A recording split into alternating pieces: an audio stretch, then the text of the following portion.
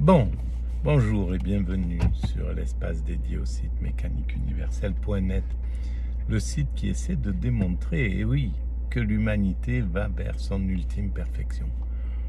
Et tant que l'humanité n'aura pas pris cette vision au sérieux, en disant oui c'est vrai, non c'est un huluberlu,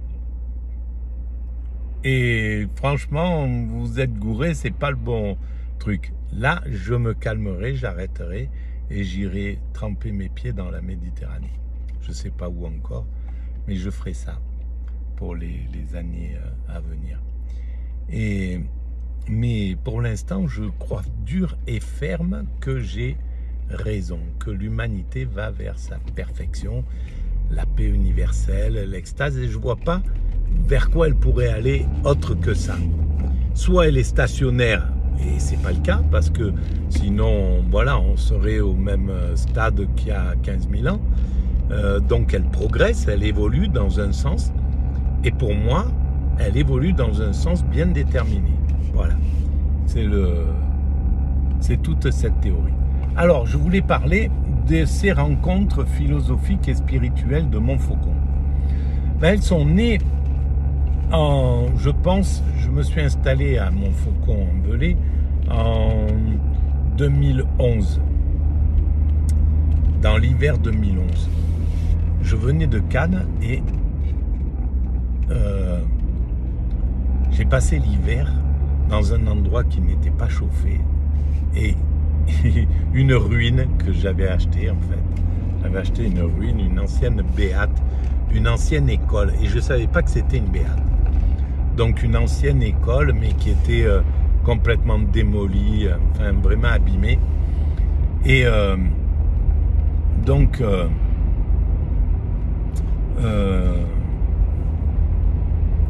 dans cette béate, bon bref, oui, je me suis installé là, j'ai acheté ça sur un coup de tête, c'était une folie complète, j'avais pas un rond, je suis parti comme ça à l'aventure dans ce truc, j'ai fait un crédit, etc. Et je suis parti là-dedans. Et au tout début,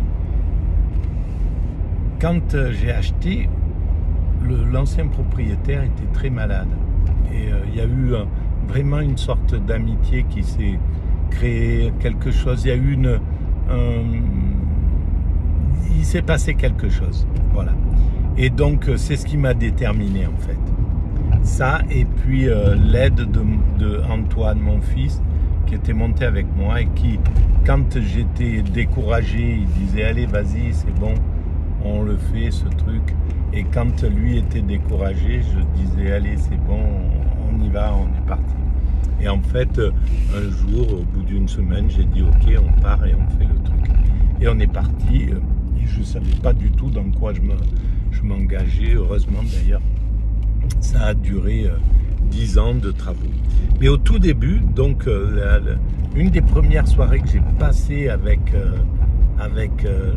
propriétaire, on avait un petit peu bu et j'ai dit je ferai les rencontres philosophiques et spirituelles de Montfaucon-en-Velay, parce que je trouvais que la Haute-Loire avait quelque chose de mystique. Et ça, voilà, j'ai des idées fixes, c'est complètement lié à l'autisme, j'ai des idées fixes, pour moi c'est comme ça, etc. Et je veux comprendre, je veux savoir ce défaut autistique, c'est aussi une qualité sur certains plans. Et donc, alors c'est un défaut parce que quand je suis avec... Dans une relation amoureuse, par exemple, si on me dit quelque chose qui sonne mal à mon esprit, je vais vouloir comprendre. Il va falloir, je vais dire, mais pourquoi tu dis ça, ça c'est incohérent avec ça peut pas marcher avec ça. Et donc je vais vouloir comprendre jusqu'à ce que je comprenne. Voilà. Et donc c'est pénible pour l'autre. Je suis pas cool à ce niveau-là. Mais pour la mécanique universelle, par exemple, en écrivant le terme en écrivant cette phrase, l'humanité est destinée à atteindre sa perfection, eh bien, j'ai plus pu lâcher cette phrase. Tant que j'avais pas complètement résolu le truc, ça m'a pris 1 an peut-être, ça m'a pris au moins 3 mois d'intense réflexion où j'ai compris que pour moi, cette phrase avait totalement du sens. Et elle s'est écrite comme ça sur mon cahier, cette phrase. Je l'ai écrite comme ça, d'une intuition. C'est vraiment hallucinant, quoi. Et dans l'état où j'étais, c'était... enfin... Bon, mais la créativité, elle vient souvent comme ça. Hein. C'est quand Marcel Duchamp marche dans la rue, il voit un chiotte, un urinoir, clic, il y a quelque chose qui passe dans son esprit, il sait qu'il va en faire quelque chose et ça y est. Et là, la fraction de seconde qu'il va faire entre le regard de cet urinoir et l'œuvre que ça va devenir, eh bien, c'est la magie. Et c'est peut-être mystique, et c'est peut-être divin, et c'est peut-être... Voilà. Bon, tant qu'on ne le sait pas, on ne peut pas mettre des choses derrière ça. Mais en tout cas, cette phrase, quand je l'ai imaginée, ben, j'ai plus pu la lâcher, et elle est toujours accrochée à mes neurones. Je travaille que sur ça. Et tant que tant que l'humanité ne prendra pas cette phrase correcte, vraiment en main, qu'elle ne s'intéressera pas à cette phrase, à cette idée, eh bien je ne serai pas content. Voilà, je peux pas lâcher, je peux pas partir, et pourtant j'ai l'âge à aller me mettre les pieds en éventail quelque part sans m'embêter. Voilà, mais je peux pas le faire parce que il faut que je finisse, des choses, voilà. Et donc, tant que je vais pas finir, je vais être dans ce truc. Et donc, les rencontres, eh ben, c'est la même chose. Je suis arrivé à ce qui me pousse à être illégal, là. Non, peut-être pas. On va essayer d'être tranquille. Peut-être qu'il va tourner, là, qui sait. Il pourrait pas tourner. Ce petit gars. Bon, c'est pas grave. Et donc, oui, c'est vrai, d'ailleurs, c'est pas grave. Et en fait, je me fais du souci pour les gens derrière, parce que moi, je suis pas pressé. Et c'est encore quelque chose comme ça qui devrait pas... Autrui a beaucoup d'influence sur sur moi. Je le privilégie, en réalité, sur mon existence. Et je sais pas pourquoi, mais... y a du sens aussi à ça. Hein. C'est pour ça qu'il y a la mécanique universelle. Ça fait partie aussi de ces, entre guillemets, pathologies qui sont en même temps des qualités sur certains plans. Voilà. Et donc, quand j'ai toujours gardé dans l'esprit ces rencontres philosophiques et spirituelles de Montfaucon. Un jour, je les ferai. Plusieurs fois, j'ai presque réussi à les faire. Au tout début, j'en avais parlé à des jeunes philosophes avec qui j'étais en relation épistolaire à travers la mécanique universelle et qui m'avaient dit, mais oui, moi je viens, il n'y a aucun problème, je viens me faire une intervention, je viens même une semaine, si tu veux, je viens me parler de... Il y avait par exemple un gars qui était vraiment calé sur Nietzsche, il était en train de faire sa thèse là-dessus, et il m'a dit, je viens, moi, il n'y a pas de problème, j'anime les trucs, etc., etc. Et malheureusement, j'ai perdu ses coordonnées et tout ça. De lui et puis d'autres en plus, d'autres personnes. Et en fait,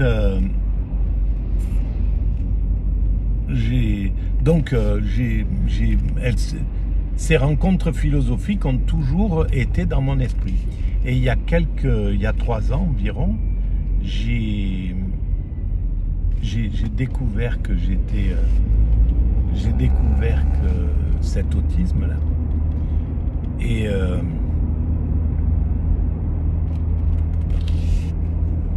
Et cette découverte a fait que ça a éclairé tout un tas de choses sur ma vie. Pourquoi j'avais dû utiliser l'alcool pour désinhiber cette peur d'autrui, etc., etc. Tout cet affolement, d'où il venait, la réception des bruits, des odeurs, des trucs, enfin cette hypersensibilité à tout ça. Bref, tout un tas de choses. Et donc, pourquoi je disais ça? Voilà, et donc il y a 3 ans, et voilà, c'est ça, j'ai commencé, je me suis jeté un petit peu à l'eau, j'ai rencontré Madeleine, avec qui elle m'a dit, mais cette idée, elle est vraiment géniale, il faut qu'on la fasse et tout. Et j'ai commencé à rentrer dans... il y a eu un groupe de yoga, de tai chi qui s'est constitué, une petite assoce, et je me suis inscrit, elle m'a mis dans cette assoce. Je suis rentré dans cette assoce et ça s'appelait T-Chip, et le T c'était Tai Chi, le Y c'était yoga, et le P c'était philosophie. Et donc je devais essayer de parler de philosophie, et j'ai vu que j'en étais totalement incapable. C'était une terreur, donc je ne l'ai pas fait. Et on avait parlé de ces rencontres, donc j'avais parlé de ça, et on avait rêvé sur ça, on avait commencé à voir un petit peu ce qu'on pouvait faire, philosopher dans le jardin, philosopher en marchant dans la forêt, philosopher dans les parcs du village, des gens qui ont des grandes propriétés avec des jolis parcs, etc. On avait mis tout ça au point, et pendant 2 ans, c'est resté en jachère. Et l'année dernière, c'était l'année dernière, ouais, grâce à ma psychologue, j'ai été à une rencontre philosophique, une discussion philosophique, et j'avais de ma vie jamais pris la parole dans une conférence, et j'en mourais d'envie tout le temps. Je suis allé voir des conférences, je suis allé voir des conférenciers, j'étais parfois révolté par ce qu'ils disaient, j'avais tous les arguments à l'intérieur de moi pour parler, je n'arrivais pas à ouvrir les lèvres, à débloquer cette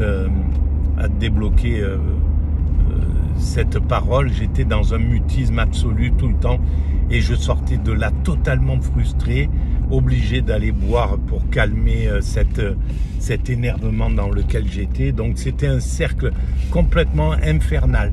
Et là, ma psychologue, qui est d'un amour infini, d'une compréhension inouïe, d'une bienveillance, d'une joie, enfin c'est vraiment elle est quelqu'un d'extraordinaire, et qui s'occupe justement des personnes qui ont des problèmes d'addiction, et donc qui est vraiment confronté à du lourd, du très lourd, du très très lourd. Et c'est inouï le travail qui est réalisé par ces personnes, que voilà, l'humanité ne met même pas en lumière, et c'est une honte de mettre en lumière un animateur de télé qui dit n'importe quoi, plutôt que des personnes comme ça, sans qui l'humanité ne peut pas et qui ne font que soigner les désastres que ces égoïstes, dont les animateurs de télé les animateurs de télé protègent, justement, que ces égoïstes de l'oligarchie laissent se dégrader. Et donc ils ne peuvent, ces gens qui font du social, qui sont dans le social, ne font que soigner, que tenter dans l'affolement, soigner le plus possible des choses qui se dégradent de plus en plus. C'est une horreur, quoi. Il faut avoir un mental inouï, parce que depuis le néolibéralisme, les choses se dégradent. Pendant les 30 glorieuses, les soins psychologiques étaient en montée, et là on laisse à l'abandon des enfants qui sont maltraités, et qui vont finir par par devoir supporter. Bon bref, on est peut-être en train de changer, mais voilà. Et donc, ma psy m'a amené à cette rencontre. Et dans cette rencontre, tout s'est engagé juste un peu avant. J'ai croisé quelqu'un qui avait organisé la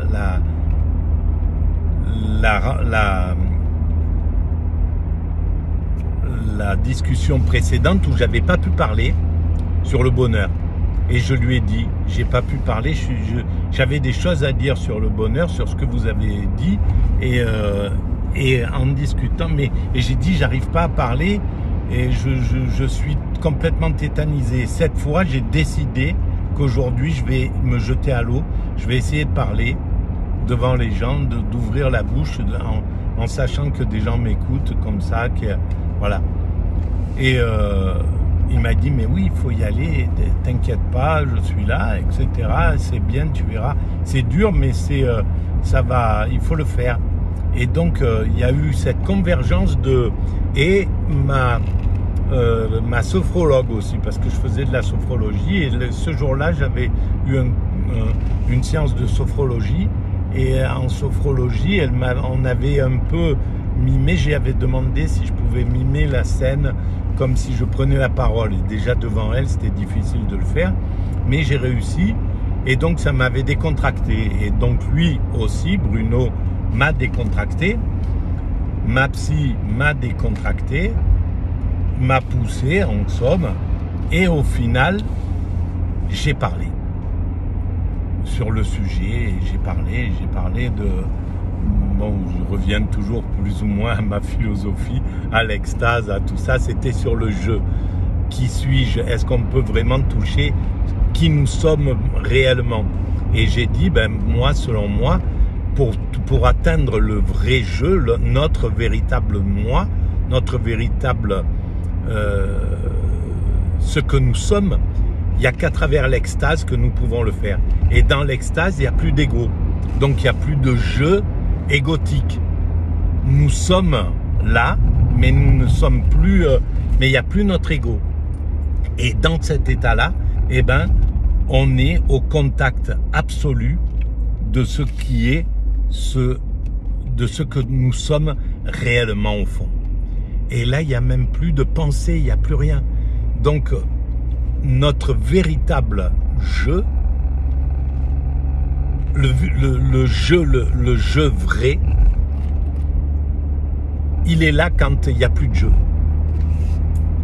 Quand on est en contemplation, quand il n'y a plus de pensée, quand il n'y a plus de réflexion, etc. Et c'est paradoxal, c'est vraiment incroyable. Mais c'était ça. Donc j'ai réussi à parler, à dire un peu ça. Et à la fin, j'ai pris la parole 2 ou 3 fois. Et à chaque fois que je voulais prendre la parole, j'ai pris la parole. Pas longtemps, juste pour dire ce qu'il fallait, etc. J'avais peur justement de trop parler parce que des fois il me faut beaucoup de mots pour dire une chose qui serait beaucoup plus simple, et ça c'est à cause des neurones qui ont été grillés par l'alcool, et donc et puis peut-être des 2 hémisphères qui sont pas en cohérence. Je dois être complètement bloqué sur l'hémisphère droit, donc l'émotionnel.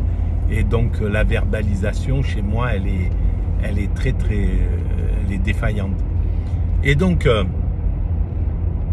j'ai réussi à parler, et à la fin, Michel, qui animait le débat, a dit écoutez, s'il y a quelqu'un qui peut proposer un thème pour la prochaine fois, pour les prochaines rencontres, on attend, personne parlait.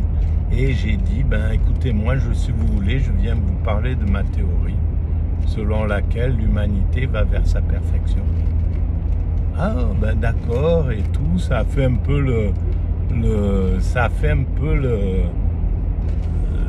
l'unanimité. Je sais pas, à vrai dire, parce que j'étais tellement stressé.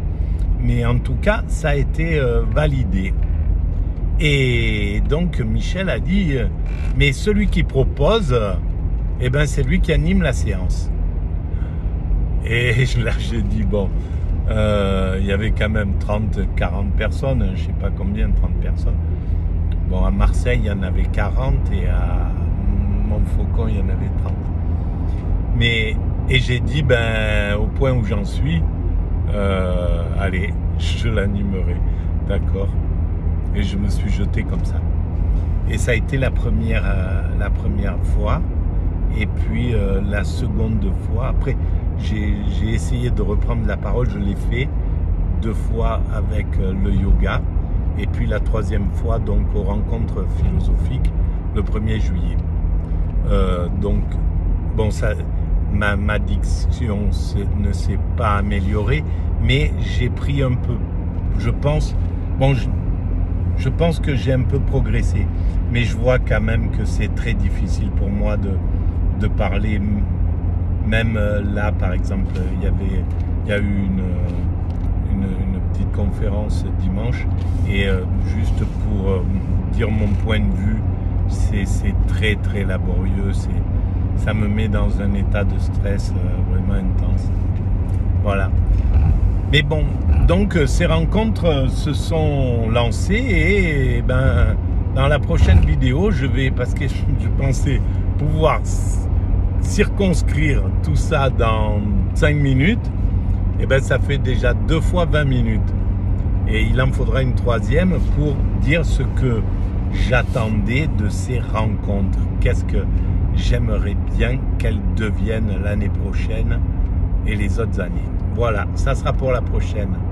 Bon, je vous dis à tout à l'heure, et puis merci de votre tolérance infinie, aussi immense que ma difficulté à parler des choses simples. Peut-être qu'un jour j'y arriverai. Voilà, en tout cas, je crois que j'ai quasiment tout dit au niveau philosophique dans ces vidéos et dans les écrits.